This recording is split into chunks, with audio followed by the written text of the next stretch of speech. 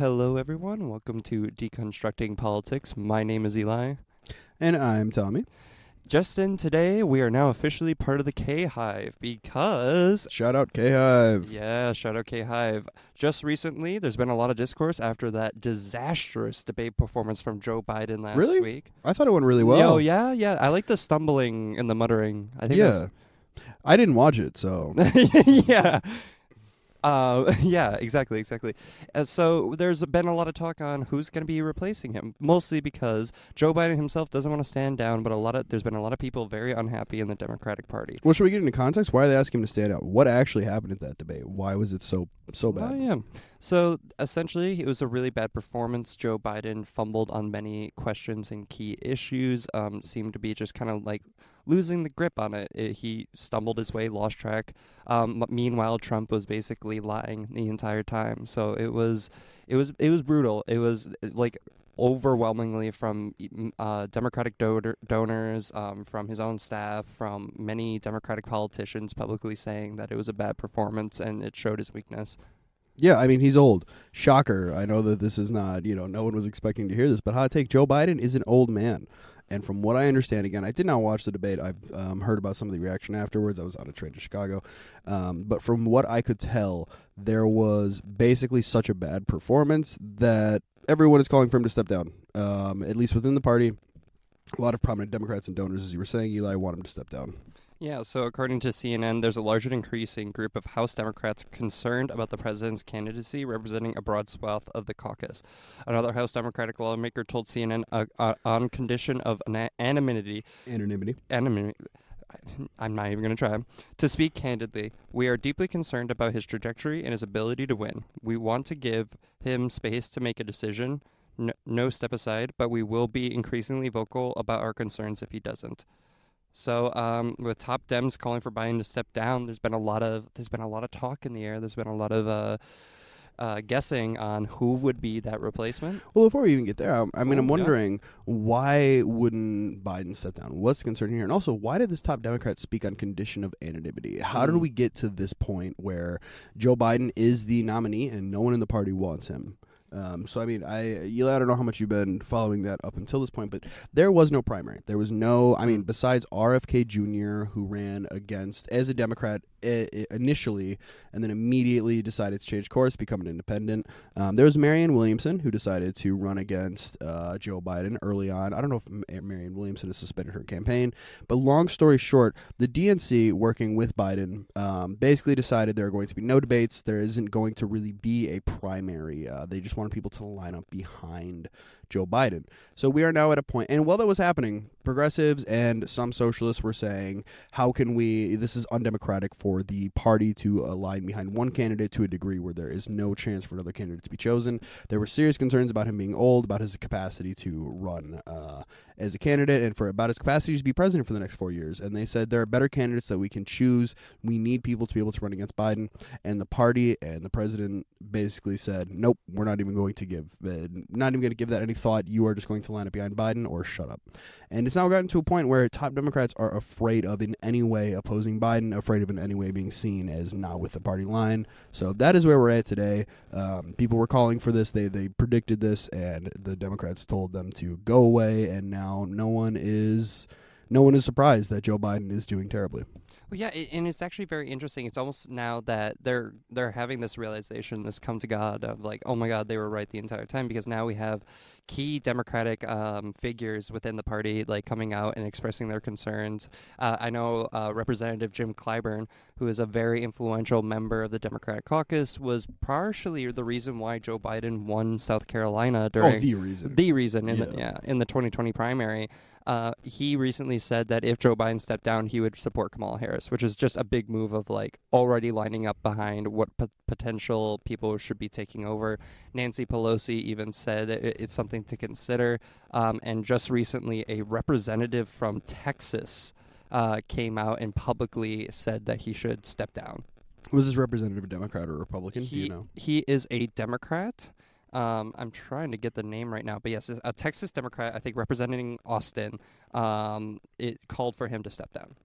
And I mean, keep in mind, right, like Democrats' line has been for so long, and especially with this election, basically that this is a choice between, like, this could be the death of democracy. If Donald Trump wins, it is so important that Democrats win because they are the only ones fighting for democracy. If Donald Trump becomes president, gets into office, he can do a ton of damage. The danger that we are facing right now, we have to vote. We have to get out there and vote for Joe Biden. And that's been the liberals' line for a long time. So it's like, well, if the concern for you guys is that democracy is on the line, if this election is as high stakes as you say it is, then why are you deciding to run the candidate that is most likely to lose? Joe Biden has some of the worst polling among the top Democrats because Democrats as a whole don't do bad down ballot, right? It is just a Joe Biden problem. So for whatever reason, they say that this is the most important election of our lifetimes, and at the same time, we're going to run the most milquetoast mid candidate that we can find. Yeah, no, most definitely. We're being told this is the most important election of our lifetime. Everything rides on it. Democracy and everything, which not totally wrong, especially considering all the Supreme Court cases we're seeing. And the best figure that they could put up is a 81-year-old centrist milquetoast who can't even really do a debate at these days and is faltering hard. So it really is just, and now the party is realizing that, and now doing this last minute. Oh my God, what do we do? Who do we put in? And my concern is that, let's say they keep Joe Biden, because it's kind of, so there's 5 weeks until the convention. They could theoretically put up, well, there's a couple different ways that this could go, but the most likely way that if Joe Biden were to not step down, but the party were to say, we don't want Joe Biden, then most likely what would happen is at the Democratic National Convention happening in Chicago, a bunch of candidates would put themselves forward, they would make their cases, and then delegates at that convention would decide who they wanted to be the presidential candidate for the Democratic Party. This is how things were done up until, I think, the 60s, the 50s or 60s. This is how things were done before primaries. So there is a mechanism to replace Joe Biden. But let's say that none of that happens, that Joe Biden is the candidate and Joe Biden runs for office against Donald Trump in the general election.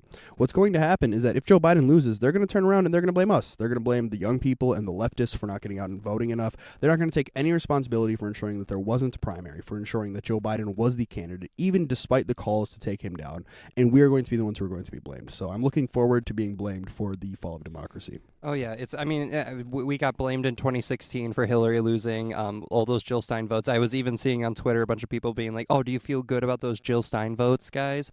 Which is insane. So it's going to be once again punching to the left, even though the real issue has been the Democratic Party and its establishment the entire time. Also, fun history fact, Tommy, you were right on the money with the 60s. It happened after the disastrous 68 convention. George McGovern, who would later become a presidential candidate, wrote a bunch of rules setting up the delegate system. Fun. Yeah, well, and I mean, not to get into like the weeds on American politics, but essentially parties were set up to be gatekeepers of democracy to ensure the demagogues did not get in. So up until the 60s, the way that it worked was not that people would vote in a primary election on who they wanted to be. It's that party insiders would vote on the candidates at the convention, as you were saying, Eli. And yeah, that all changed after the 1968. And like it was a bit longer. Like there was a lot of reforms that had to happen on a state level. So like Wisconsin, shout out Wisconsin, was the first state to actually open up an actual Democratic primary where we voted, and then we would send delegates to the convention who would vote for whatever the democratically elected. So Wisconsin rolled a primary, they would choose a candidate, and then we would send delegates to the election who would then support that candidate. But now that's kind of the way that things are done, right? Is that that's how, but that's not at all how American politics worked up until very recently. And the goal was to keep demagogues out. Oh yeah, essentially. Because up until that point, it was just a disastrous process, and now we're seeing it's still disastrous. Right. So, and, I really think that what's crazy is Biden himself will come out there and say, like, this is, as we were talking about, this is a fight for democracy, this is a super important election. But Biden himself is unwilling to step down right now. And that's because I really think that what we're seeing is the ego of someone who's been in politics for a long time, who people always say Biden's a good man, Biden's a good man. Biden is a politician. Politicians are all the same. They care about themselves, they care about their careers, they care about their egos. So Biden is unwilling to step down. He's willing to sacrifice and risk democracy because Biden wants to be president again because it's some lifelong dream. It's an egotistical move, and why would you support a president who is so egotistical that they're willing to let democracy die because they want to be the candidate so badly? Oh yeah, and a good thing of information for the viewers. Right now, as we speak, well, as Tommy and I speak at the very least, he has completely ignored all like top Democratic officials. He did not reach out to any of the Democratic governors after the debate. He has not reached out to Nancy Pelosi or any of House leadership. Currently, Joe Biden is at the White House with Hunter Biden right now. Yeah, well, shout out Hunter Biden. We love Hunter Biden. Shout out Hunter Biden. I personally am going to be writing in Hunter Biden. I think he'd be a great president. I think it'd be awesome. Yeah. Yes. But it's important to note that top Democrats are calling for Biden to step down. Republicans are also coming out and saying that they are afraid that Biden's debate performance could potentially result in a new candidate, and they're saying they're afraid to run against anyone other than Joe Biden. When your enemy is saying we are afraid that this potential outcome could be the case, that's probably a good thing for you, and you should probably listen to that. But Joe Biden, after Republicans were like, we're scared that the Democrats are going to put up a different candidate, Joe Biden came out and said, look, one bad debate performance doesn't mean anything. It's like, it wasn't just one bad debate performance. It was a debate performance that confirmed the fears of everyone, right? Like, it played exactly into what the fears about your campaign have been. This is more than just a bad debate performance. This is reestablishing the fears that everyone has had about you. So it's more than just a bad debate performance, and it shows why Republicans want to run against you, so you should step down. Oh, totally agreed. So what are the alternatives, Tommy, to our friend here, Joe Biden? What are some of the candidates? Sure. So the four names that I've heard who could potentially be put up at the convention are K-Hive, Kamala Harris, Gavin Newsom, who Gavin Newsom has already said what party abandons a presidential candidate after one bad debate performance, Gretchen Whitmer, who is governor of Michigan, and then J.B. Pritzker, who is governor of Illinois. And Eli, I'm really interested to hear, what is your take on these candidates? Who do you think would be a good replacement for Joe Biden? Who do you think could win? Who do you think has the clout? What are some of the pros and cons of each of these candidates? Well, okay, we love the K-Hive. Shout out K-Hive. K-Hive. But I'm a Silver Fox appreciator. I think Newsom is the second coming of Bill Clinton. He has been. If you want someone that it'd be night and day. Let's say Newsom got chosen before the next debate. It's night and day. I mean, Newsom has gone on Fox News, had multiple debates where he just absolutely destroys. I mean, the man personally, probably a ghoul. I mean, he's a governor of California, and we all know about the California Democrats. But when it comes to oratory skill and just how much of a hater he is, especially when he goes into these topics, he would absolutely kill at a debate, and I think he'd be one of the stronger candidates. Not to say, I mean, any of these people are just way better than Joe Biden, and some of these people are just objectively good candidates that in 2028 would just kill. But I if I was in the convention, if we were split up into factions, I'd be a Newsom guy all the way. Interesting. See, I'm going to disagree with that take. Here's my concern. So I think you're right. Newsom has a lot more name recognition than someone like J.B. Pritzker or Gretchen Whitmer. But I think that California has been so successfully slandered by the Republicans for so long, and they call it California, right? Like that's the name the Republicans have given it. And granted, you're not trying to appeal to Republicans, but I think there are a lot of middle of the road Americans who would turn around and say, well, I don't want the U.S. to be like California. And there are a lot of legitimate issues in California that are the result of liberal policy that I think they could say, look, this has happened in California. We don't want the U.S. to become California. I think California is too much of seen as this far left, liberal, whatever. And I think Republicans could too easily seize on that and be like, well, we don't want the U.S. to become California. And when I'm talking about liberal reforms, I'm talking about liberal housing reforms, right? Where instead of doing rent control, what liberals will do, and they do have rent control in San Francisco, but in places like L.A., rather than making the housing cheaper, they said, we're going to build a bunch of new housing, and that should fix the problem. Because if you increase supply, you'll be able to meet some of the demand. But it doesn't matter how many houses you build. If they're not affordable, the homelessness crisis is still going to continue. The housing crisis is still going to continue. So people are right to look at liberal policies, and to be clear, I'm a socialist, so I would advocate for socialist policies. I am still to the left. I'm not saying that Republicans have any good solution to the housing crisis, but specifically the pro-capitalist liberal policies towards housing have created a huge crisis within California, and that is a big problem and something that I think Republicans could easily seize on and bring to the rest of the nation.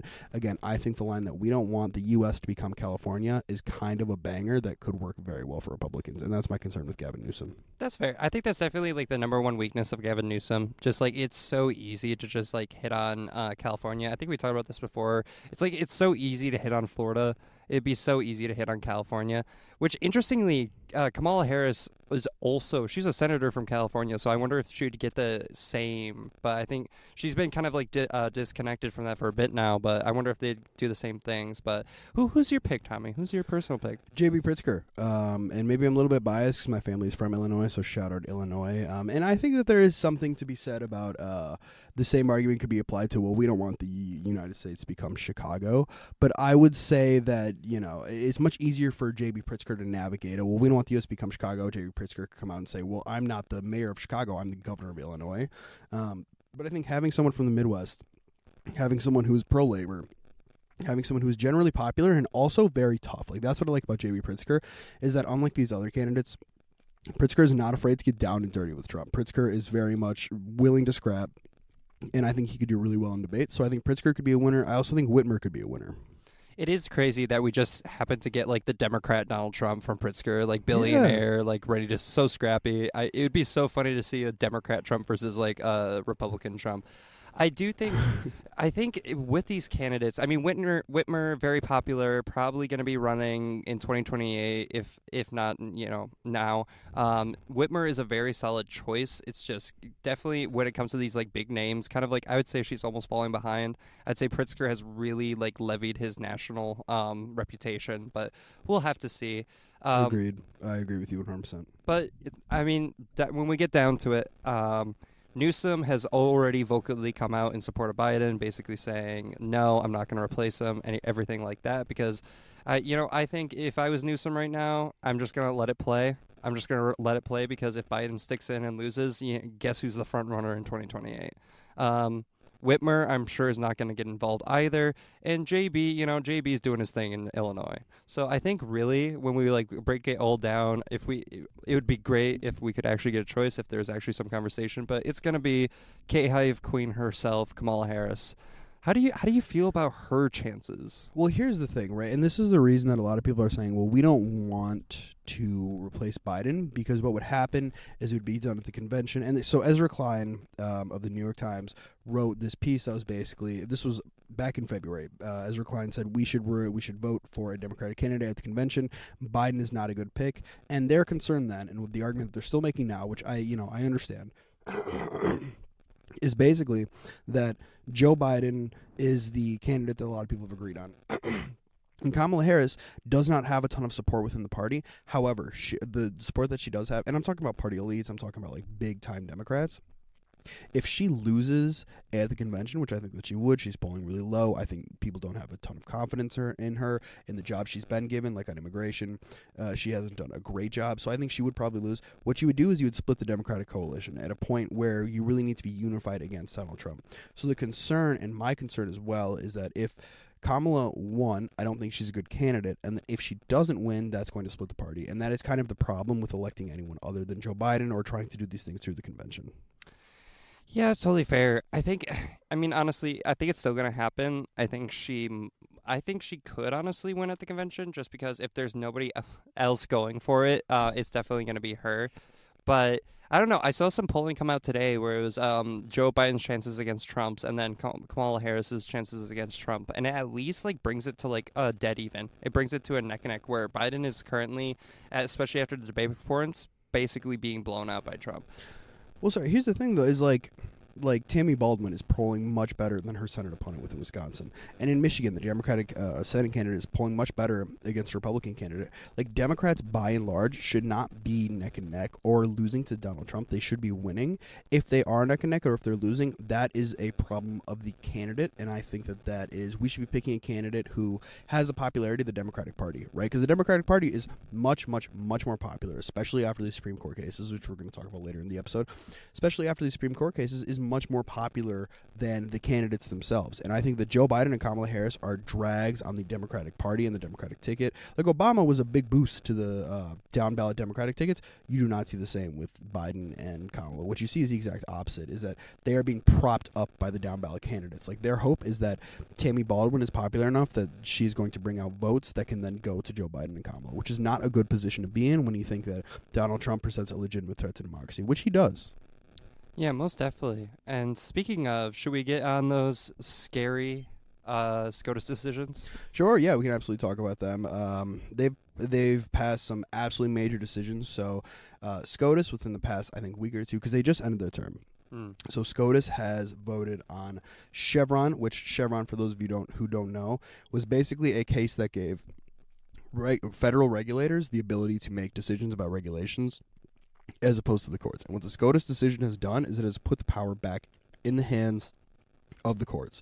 So now federal judges, a lot of whom are appointed by Donald Trump, are now able to make decisions on regulations rather than the experts, rather than the regulators, so the EPA is not going to be able to make regulations as if there's any like legal ambiguity about a regulation that the EPA wants to pass. Federal judges are going to be the ones to make the final decision rather than deferring to the expertise of the EPA.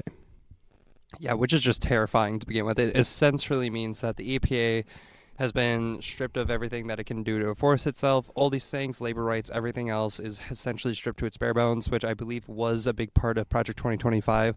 So that's a box ticked off. So, I mean, I was looking on Twitter, and it was like a bunch of like legal experts and everything is saying this is one of the most disastrous decisions in a lifetime. And it's essentially saying like, well, companies get to do whatever now. We can't regulate them pretty much. Well, companies, so the regulation is now going to be deferred to the courts. So companies don't have like the full say anymore. It's the courts that have the full say. But I mean, as you mentioned, Project 2025. Project 2025 is a effort to basically fill the judicial system with with Republican picked judges, as has kind of happened with the Supreme Court. And they're of course going to rule in the favor of big businesses. They're of course going to rule in the favor of Republicans. So basically, it robs the agencies, and they're also going to be afraid, like the EPA is going to be afraid to pass a regulation if there's any legal gray zone, because they could then be sued and be fined and be taken to court for decisions that they make. So now passing any type of regulation through a government agency is going to become much harder. We're looking at a very, very deregulated state now, and the consequences could be dire. I mean, like Boeing or something like that could very easily make a plane that is absolutely terrible, falling apart, and we can't do anything to regulate them to ensure that they are not that their planes are not falling apart in the middle of the sky as they have been. We're giving these companies a lot more power to be able to cut costs and hurt the consumer, and we have no recourse now. Yeah, no, it's terrifying. Not as bad, I would say, as this next one, the presidential immunity. So the Supreme Court recently ruled that about presidential immunity, essentially saying that the president can commit crimes and basically get away with it. So the U.S. president cannot be charged for official acts taken. From The Guardian, the U.S. Supreme Court ruled in Trump v. United States that former presidents are entitled to some degree of immunity from criminal prosecution, dramatically reducing the likelihood that the federal criminal court case against Donald Trump on charges he plotted to stop the transfer of power will proceed before the 2024 election. The court's conservative majority, which Trump helped create, found that presidents are protected from prosecution for official actions that extend to outer perimeter of the office, but could face charges for conduct undertaken in a personal or private matter. And meanwhile, Tommy is typing some very insane things in the Google Docs in an effort to make me laugh while I read this.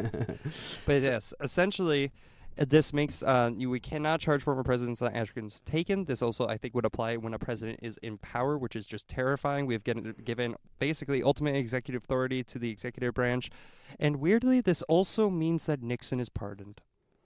Thank God, because we were about to do a walkout. Yeah, for I know, Richard dude. Nixon. Yeah, it was school walkout for President Nixon, but thank God, you can't charge him anymore. And George Bush can't be charged for war crimes. That was another one. I was going to walk out for George Bush. Yeah, me too.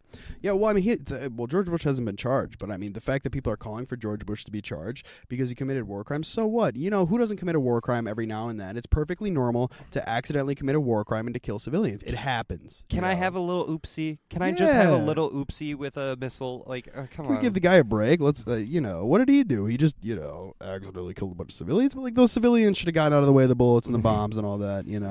Should have tucked and rolled when it came through. Sounding like an Israeli government official right now. I've become very pro-Israel. I understand their point. It's just, well, the Palestinians got in the way. Whatever. Disclaimer: We are not. Yeah, no, disclaimer, we are not pro-Palestinian, we are pro-Israel. No, oh God, he's doing everything, folks. He's going crazy. Very anti-Israel, just to be clear. Israel is a genocidal state, an apartheid state. We don't support it. We don't support the killing of Palestinians. I just want to make that very clear.